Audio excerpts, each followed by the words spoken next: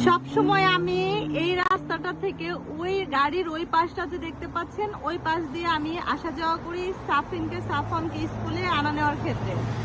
আমি ওই পাশ দিয়েই সাফরিনকে আনতে গিয়েছি ডে কেয়ারে। আমি এই ফুলগুলো দেখতে পেয়েছি আর আপনাদের সাথে শেয়ার করার জন্য রাস্তা পার হয়ে এপার এসে আমি এই ফুলগুলো আপনাদের সাথে শেয়ার করছি।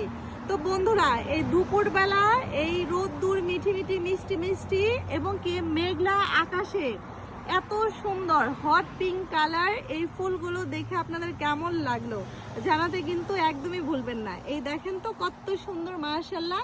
আমি কিন্তু কয়েকদিন আগে এই ফুলের নামটাও আপনাদের সাথে শেয়ার করেছি, ঠিক আছে, নামটাও শেয়ার করেছি।